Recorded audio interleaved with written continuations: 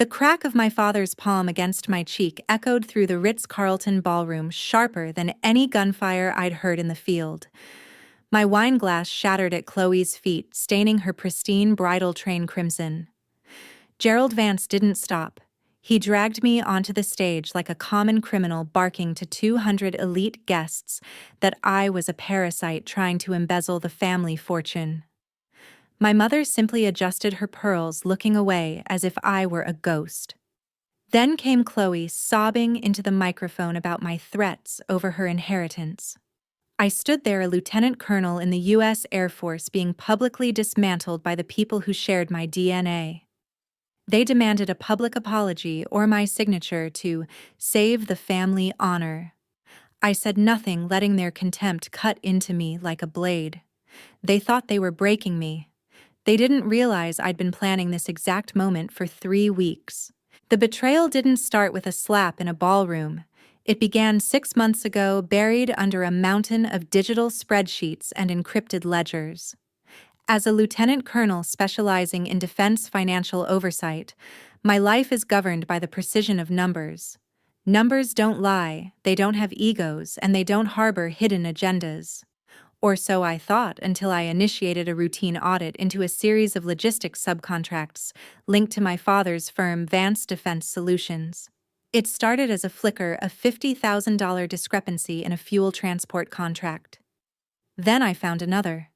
And another. The pattern was a masterclass in financial camouflage. Small, jagged sums fractured across dozens of shell companies layered through offshore accounts to bypass federal oversight. It was a classic smurfing model, a textbook strategy for laundering kickbacks from a $21.6 million defense contract. My pulse quickened as I traced the breadcrumbs, my military training kicking into high gear. I expected to find a rogue accountant or a greedy executive. I never expected to find my own blood. The intermediary beneficiary at the heart of the web wasn't a faceless entity. The primary signatory for the shell company receiving these consulting fees was Chloe Vance, my little sister, the perfect daughter who spent her days choosing flower arrangements for her Georgetown wedding and her nights being the darling of the DC social scene. Chloe, who supposedly didn't know the difference between a balance sheet and a bedsheet, was the ghost in the machine of a multi-million-dollar federal fraud. I sat in my office at the Pentagon for 3 hours that night, staring at the screen until the blue light burned my retinas.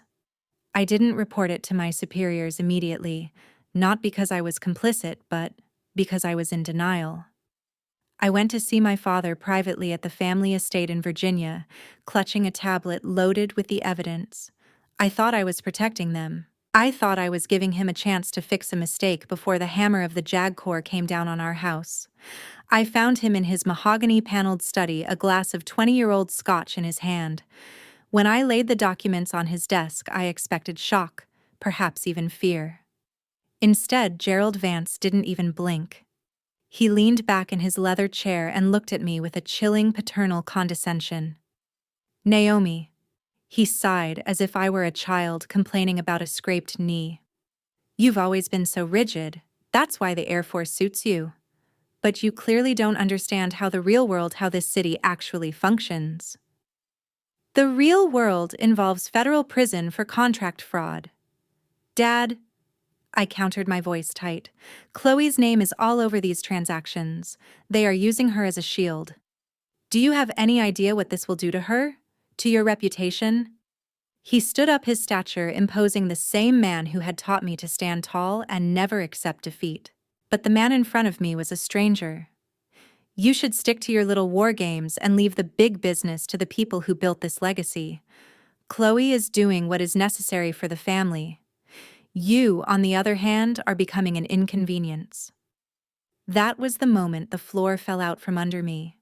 He didn't deny it. He didn't care about the legality or the ethics.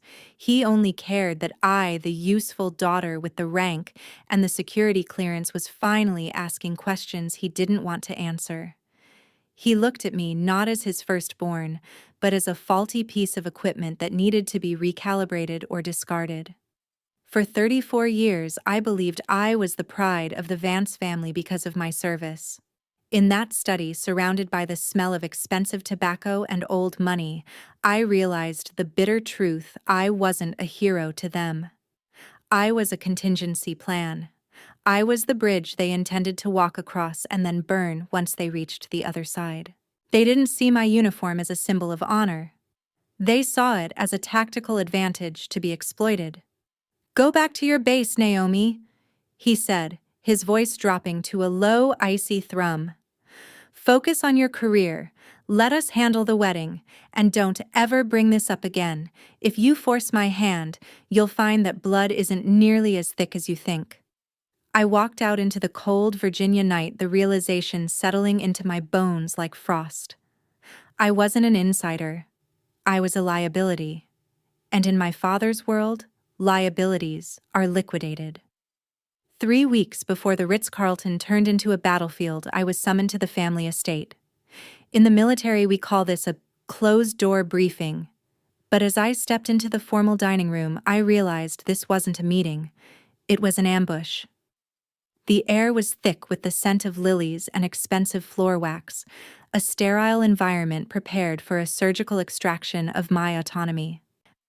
My father sat at the head of the table, flanked by the family's longtime attorney, a man whose smile always felt like a deposition. Spread out before them was a thick dossier bound in blue leather. Without a word of greeting, the attorney slid a set of documents toward me. "Naomi, we need your signature on these transfer of authority papers." He said, his voice smooth as silk. "It's a routine matter. We're simply streamlining internal procedures and consolidating a few subsidiary accounts before Chloe's wedding.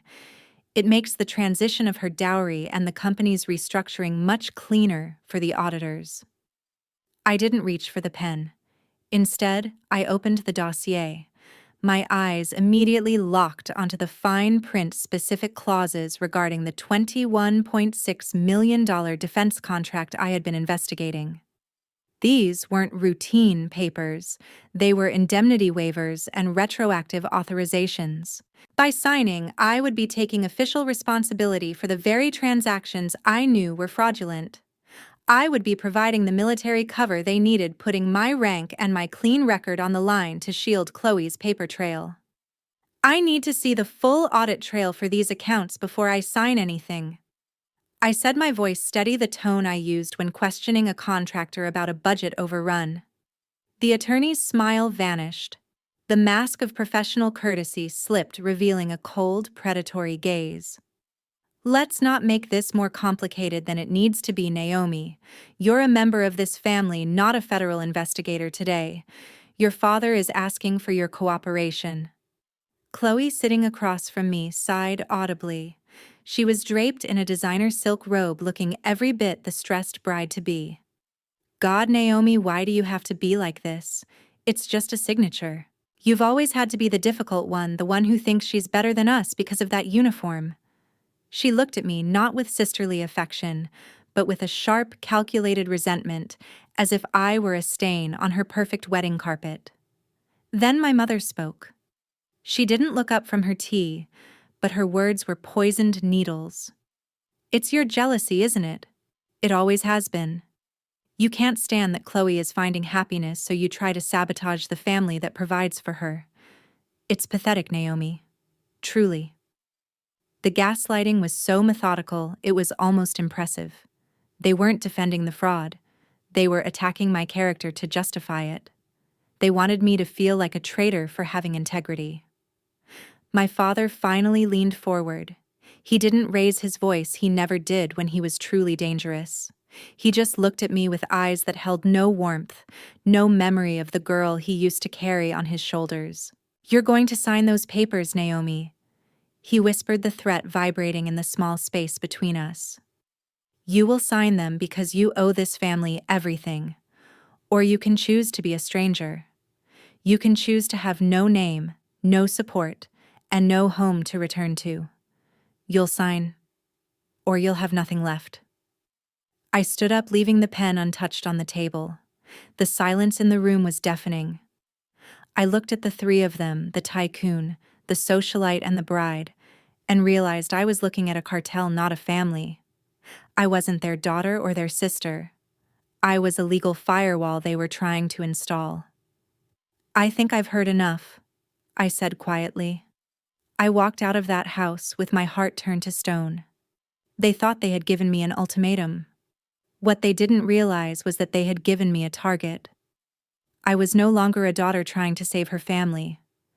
I was a lieutenant colonel conducting an operation. And they were the enemy.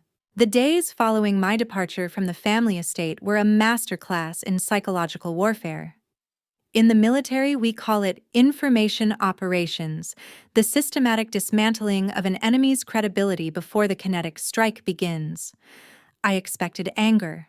I didn't expect a complete rewrite of my own history. It started with the whispers. At first, they were subtle fringe comments from distant cousins or concerned family friends asking if I was feeling myself lately. But within 72 hours, the narrative had solidified into a concrete lie. I was no longer Naomi Vance, the decorated officer. I was Naomi Vance, the unstable opportunist. The story they crafted was chillingly effective. According to the version circulating through the DC elite, I had suffered a mental break due to the pressures of my rank. They claimed I was drowning in private debt and had attempted to use my position in the Air Force to bypass family trust protocols, trying to seize control of the Vance Defense Solutions accounts. They painted me as a predator who had seen her sister's wedding as a moment of weakness to be exploited for a payout. The isolation was surgical. I would walk into a familiar cafe in Georgetown and see friends I'd known since prep school suddenly find something fascinating at the bottom of their espresso cups. My calls to my godmother went straight to voicemail. Even a few of my father's high-level defense partners' men, who had once treated me with the professional respect my rank demanded, suddenly became unavailable for our scheduled briefings. The message was clear: my father owned the soil I stood on, and he was turning it into quicksand. Then there was Chloe. She didn't use the blunt force of my father's legal threats.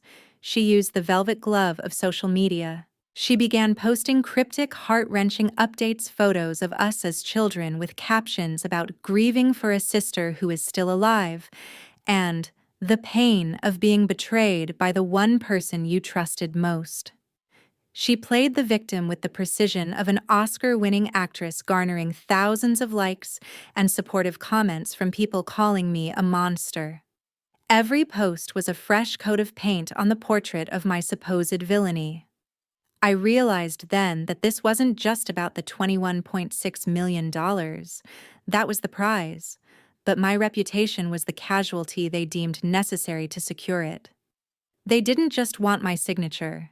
They wanted to erase my credibility so thoroughly that if I ever did speak the truth, it would sound like the desperate ramblings of a jealous, broken woman. There were nights when the rage nearly choked me. I wanted to release the audit files immediately.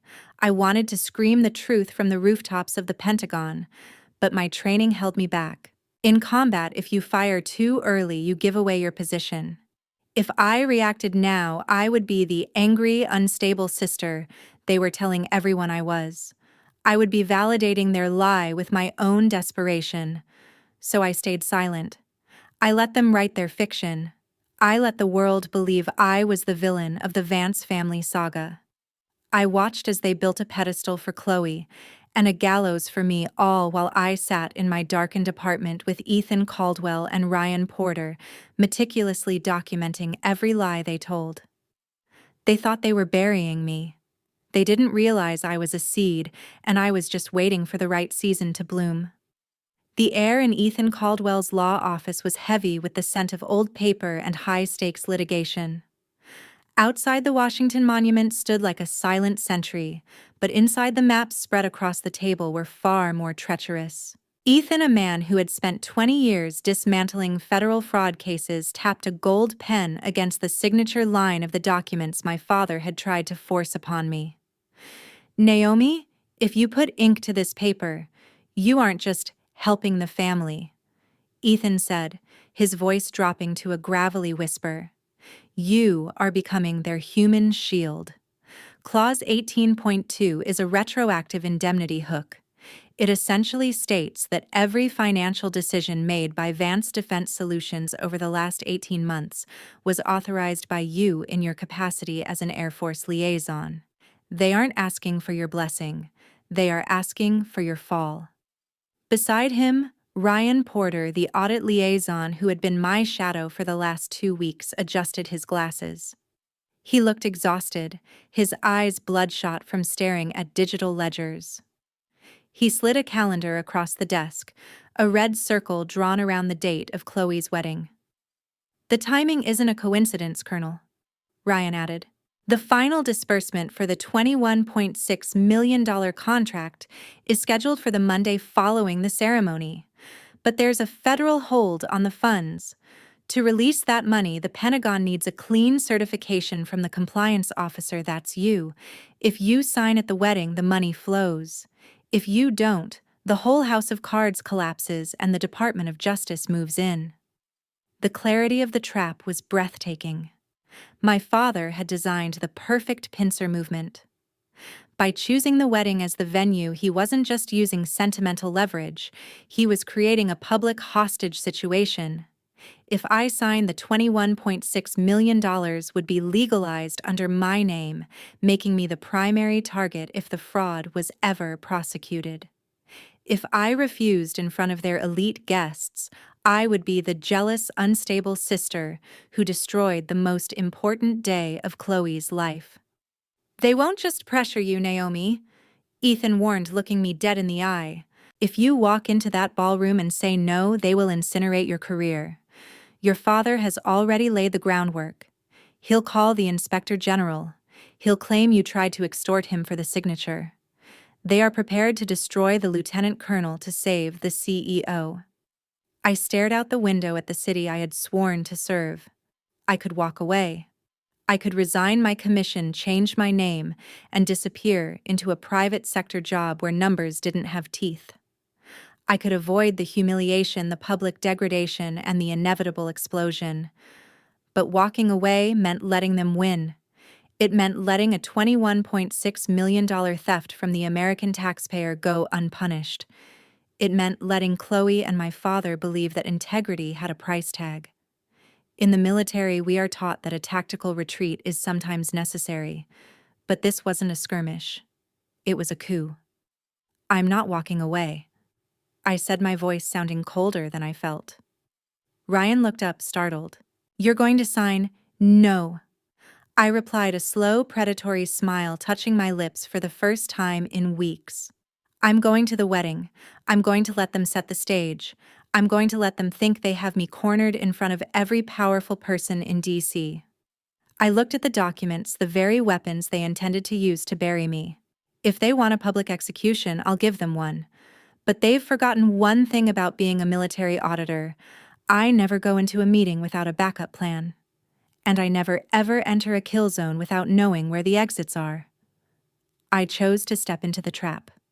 Not because I was suicidal, but because it was the only way to ensure that when the trap snapped shut, it caught the ones who built it. The Ritz-Carlton in Georgetown is a fortress of old money and architectural arrogance.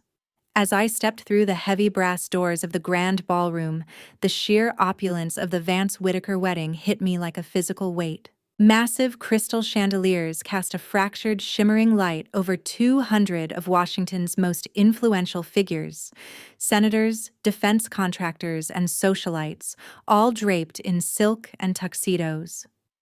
The air was thick with the scent of white peonies and the predatory hum of high society gossip. It was a stage designed for a coronation or an execution. As I made my way toward the center of the room, the atmosphere shifted. The ambient noise didn't stop, but it changed frequency. Heads turned, whispered conversations died mid-sentence, and eyes trailed over me with a mixture of pity and sharp, judgmental curiosity. My father's smear campaign had been a total success.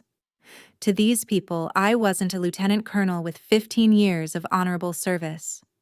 I was the unstable, jealous sister who had supposedly tried to embezzle from her own family. I could feel their disdain like a cold draft against my skin. My father, Gerald, stood near the towering champagne fountain holding court with a retired general. When he saw me, he didn't offer a father's smile. He looked at me with the detached satisfaction of a master chess player watching his opponent move into a predetermined checkmate. To him, my presence was proof of my surrender. He believed I had come to heal because I had nowhere else to go. Then there was Chloe. She floated toward me in a gown that must have cost more than a mid-sized sedan, a vision of bridal perfection. To the room, she looked like an angel welcoming a wayward soul. She wrapped her arms around me in a performative embrace, the cameras of the society photographers flashing around us to capture the touching moment of reconciliation. But as her cheek pressed against mine, the warmth vanished. "You look tired, Naomi," she whispered, her voice a razor coated in honey. "You should just go to the side room and sign the papers before the main toast. Don't make Dad do this in front of everyone. Don't make things any worse for yourself than they already are. Just sign, and we can all pretend you're still part of this family." She pulled back, wearing a mask of concerned sisterly love for the benefit of the guests watching us. I didn't flinch. I didn't argue.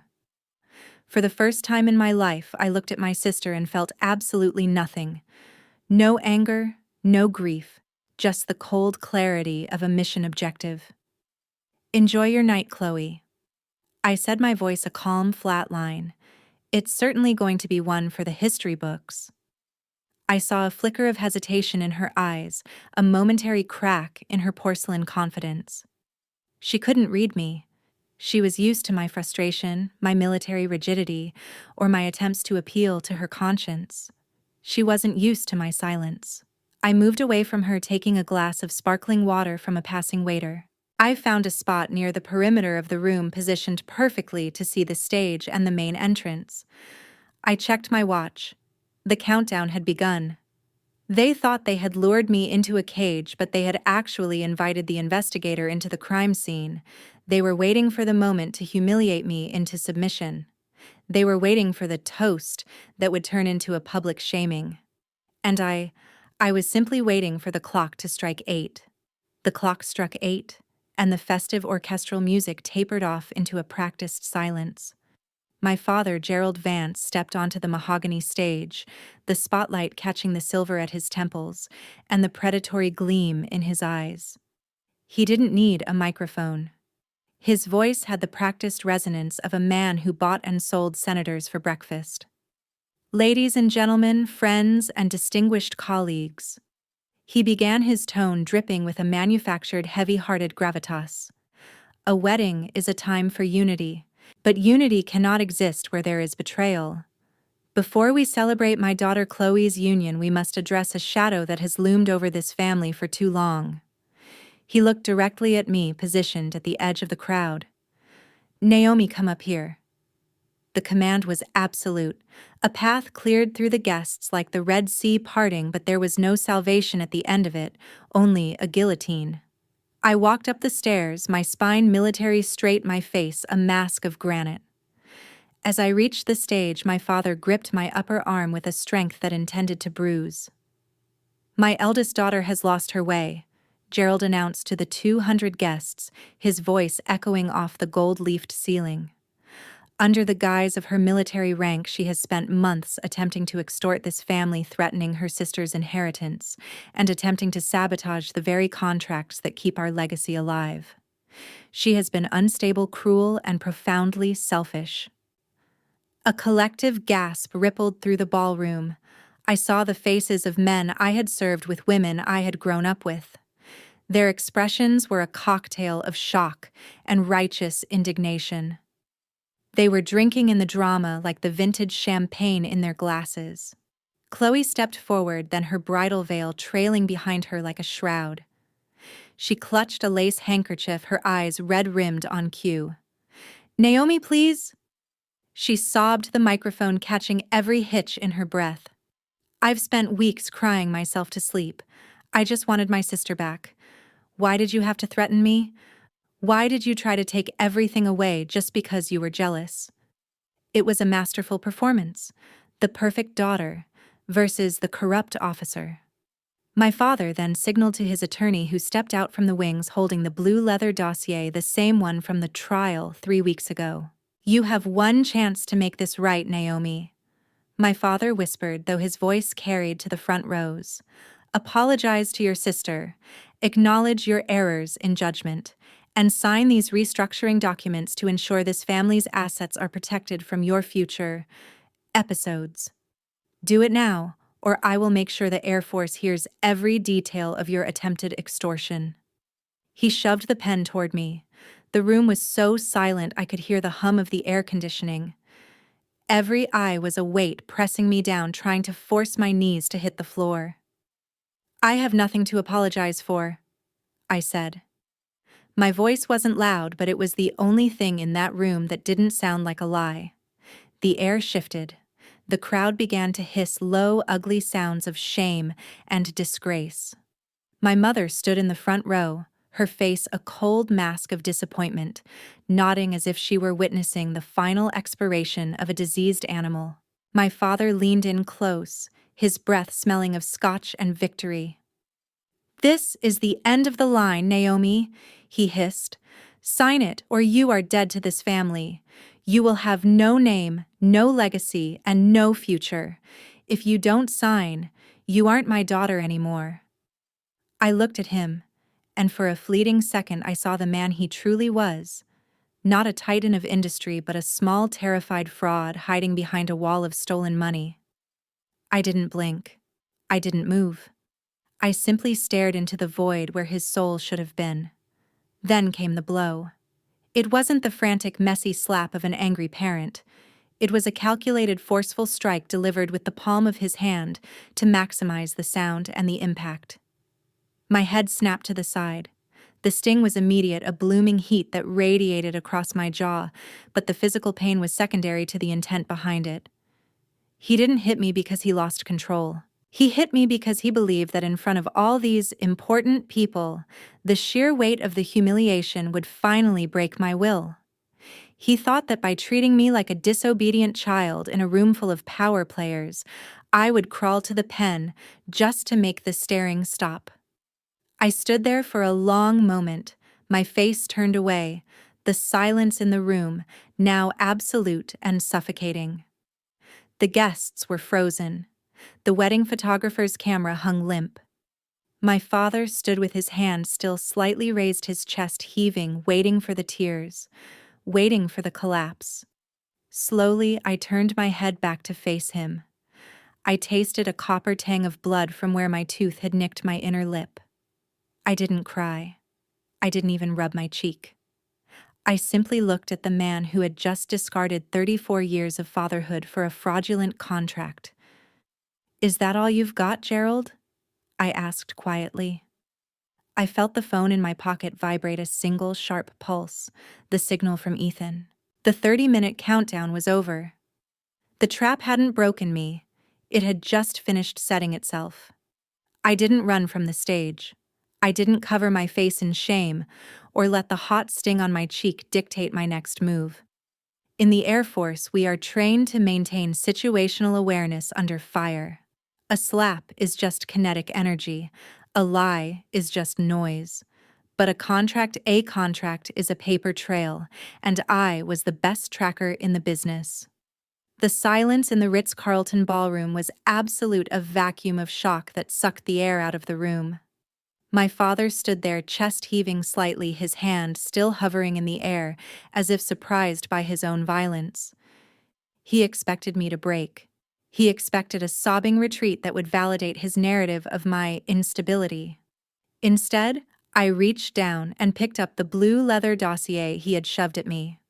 I moved slowly, deliberately, smoothing out the page that had been crumpled during his outburst. I didn't look at the guests. I didn't look at my mother's horrified face. I looked at the ink. "You've spent so much time crafting the theater of this moment, Gerald," I said, my voice projecting with a calm, crystalline authority that cut through the tension. "You built the stage, you hired the audience, and you even scripted the villain. But you forgot one thing: I'm the one who actually reads the fine print." I turned the folder around, pointing to a specific paragraph near the bottom of the 16th page. Do you even know what Clause 14.3 of your own restructuring agreement says? My father narrowed his eyes, a flicker of genuine uncertainty crossing his face for the first time. It's a standard liability waiver, Naomi. Don't try to play lawyer now. It's not just a waiver, I countered, stepping closer to him, forcing him to maintain eye contact. Clause 14.3 is an anti-coercion and transparency rider. It explicitly states that any signature obtained under public duress or via physical intimidation renders the entire $21.6 million contract null and void. More importantly, it mandates that in the event of such coercion, the legal liability for all previous transactions, all those shell company transfers, reverts entirely and exclusively to the primary drafter of the document. I looked over at the family attorney whose face had turned the color of ash. He knew. He had written it as a standard protection for the firm, never imagining my father would be arrogant enough to strike his daughter in front of 200 witnesses while the document was on the table. By hitting me, I said, my voice dropping to a dangerous whisper that the front row could still hear. You didn't just humiliate me, you just legally confessed. You've created a public record of coercion that makes this document a weapon against you, not a shield for you. I turned my gaze to Chloe. She was still holding her lace handkerchief, but the tears had stopped. Her eyes were wide, darting between me and our father. And you, Chloe, I said, stepping toward her. The perfect bride took a half step back, her silk train snagging on a floral arrangement. You've been telling everyone how I threatened you, how I tried to take your inheritance, but we both know the truth about the Vance Logistics offshore accounts. Did you really think I wouldn't find your name on the signature cards for the accounts in the Cayman Islands? Did you think a lieutenant colonel in financial oversight wouldn't notice a 34-year-old socialite suddenly becoming a logistics consultant for a military fuel contract? A murmur began to ripple through the crowd, not the hiss of judgment this time, but the low, frantic buzz of a scandal shifting gears. The guests weren't looking at me with contempt anymore. They were looking at Chloe and Gerald with a sudden, sharp suspicion. In Washington, D.C., the only thing more entertaining than a fall from grace is a massive federal fraud. The money didn't go to me, I told the room, my voice steady and cold. It went through Chloe to fund the very lifestyle you're all celebrating tonight. This wedding isn't a celebration of love. It's a $21.6 million money laundering party paid for by the American taxpayer, and they tried to use my rank to make it legal. The air in the ballroom had changed. The unstable sister was gone. In her place stood a high-ranking officer delivering a briefing that was about to destroy a dynasty. For the first time in my life, my father didn't have a rebuttal. He looked at the dossier, then at the crowd, then back at me. He had lost control of the story, and he knew it. The countdown is over, Dad, I whispered. And you're the one standing on the X. The heavy oak doors of the grand ballroom swung open with a synchronized thud that cut through the frantic murmurs of the crowd. Ethan Caldwell didn't burst in like a cinematic hero. He walked with the slow, rhythmic cadence of a man who had already won. Behind him was Ryan Porter carrying a slim digital tablet and a briefcase that looked like a lead weight in the ornate room. Ethan didn't head for me. He walked straight to the family attorney who was currently trying to melt into the floral arrangements. There was no need for a grand speech or a dramatic accusation. The scene on the stage, my father's hand still trembling from the slap. The scattered documents, the wide-eyed silence of 200 elite witnesses was the only evidence Ethan needed. The theater is over, Gerald. Ethan said, his voice quiet but carrying a weight that made the nearby guests step back. We've been recording the audio for the last 20 minutes via a secure military uplink. The coercion, the verbal threats, and that strike to a commissioned officer of the United States Air Force. It's all on the record. Ryan Porter stepped forward, turning his tablet toward the front row. A complex map of financial transactions illuminated the darkened room, showing red lines flowing from Vance Defense Solutions directly into Chloe's personal accounts. "We didn't just find the $21.6 million trail," Ryan said, looking directly at my father. "We followed the consulting fees you authorized yesterday morning. Every digital signature you used to bypass the audit was flagged in real time by the Defense Contract Command. You thought Naomi was the one under investigation. You didn't realize she was the lead investigator on a federal task force." The realization hit my father like a physical collapse. The anger that had sustained him for decades, the fire of a man who believed he was untouchable, simply went out. He didn't look at me with hate anymore. He didn't look at me at all. He looked down at the blue leather dossier in his hands, the paper he had tried to force me to sign. It was no longer a tool of control. It was a signed confession of intent to commit fraud. He stared at the ink as if it were a venomous snake. The man who had built an empire on the manipulation of others was finally trapped by his own signature. Chloe's reaction was different. The perfect daughter mask shattered into 1,000 jagged pieces. She didn't cry for the cameras this time. Her face went pale, a sickly translucent white that made her bridal gown look like a shroud. She began to back away from the center of the stage, her heels clicking frantically against the wood, as if she could physically distance herself from the digital map Ryan was displaying. She looked at the guests, the people she had spent years impressing, and saw only a wall of cold, judgmental cameras. Her wedding, her social standing, and her future were dissolving in the blue light of a government tablet. For the first time in my life, my family was silent. There were no more threats, no more gaslighting, no more manufactured tears. The power had shifted so completely that there was nothing left for them to say. They had spent 3 weeks trying to write a story where I was the villain, only to realize I had been the editor all along. I stepped off the stage, my boots clicking firmly on the marble floor. I didn't look back. I didn't need to see the look on my mother's face or the way the guests began to shuffle toward the exits to avoid the incoming fallout. The Ritz-Carlton was no longer a ballroom. It was a crime scene. The aftermath of that night didn't arrive with a thunderclap.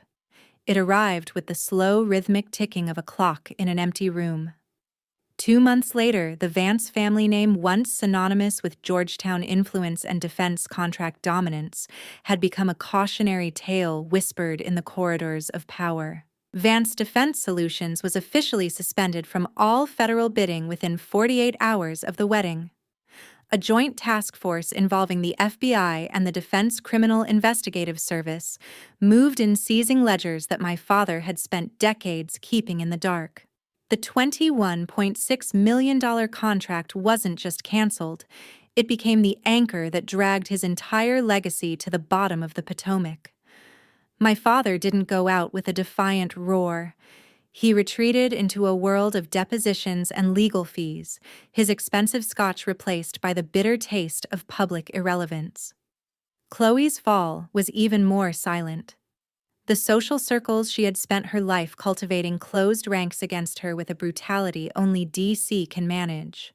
Her wedding, once touted as the event of the season, became a ghost story, a non-event that people pretended they hadn't attended. She moved away, abandoning the city she had tried to rule, leaving behind a trail of unpaid vendors and a bridal gown that was likely still sitting in a dry cleaner's plastic bag unclaimed. I never went back to the family estate. It wasn't because I was afraid of the memories or because I couldn't face their lingering resentment. It was simply because I no longer had any use for their validation. For 34 years, I had carried the invisible weight of being the difficult daughter, the one who had to prove her worth through rank and discipline. I had spent my life seeking a seat at a table that was built on lies. Once the truth was out, the table had collapsed, and I realized I had been standing on my own 2 feet the entire time. People asked me if I felt a sense of revenge as I watched the news reports of the federal investigations. I didn't. Revenge is an active, burning thing.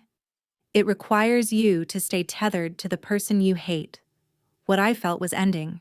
I had achieved a conclusion. I had performed a surgical extraction of a cancer that had been eating away at my integrity for years. I continued my service in the Air Force, but with a new kind of lightness. I no longer looked for a home in a family that viewed me as a liability. I found it in the precision of my work, in the respect of my peers, and in the quiet of my own apartment. I started therapy not to fix what my father had broken, but to understand why I had let myself stay in that kill zone for so long. I learned a hard truth: some families don't shatter because of a single explosive event. They shatter because they were already hollow, held together only by the silence of the people they oppressed. When the truth is finally spoken, it doesn't break the family, it simply reveals that there was nothing left to hold. Justice doesn't always need to be a grand cinematic victory with a cheering crowd. Sometimes justice is just the silence that follows the storm. It's the moment you realize the people who tried to break you no longer have the power to even speak your name. It's the quiet realization that no matter how hard they try, things can never go back to the way they were. And for the first time in my life, that was exactly what I wanted. Thank you for staying until the very end of this journey. If Naomi's story of resilience and justice resonated with you, please hit like, subscribe, and turn on the notification bell. Share your own thoughts or similar experiences in the comments below. For more powerful stories of redemption, check the link in the description. See you in the next one.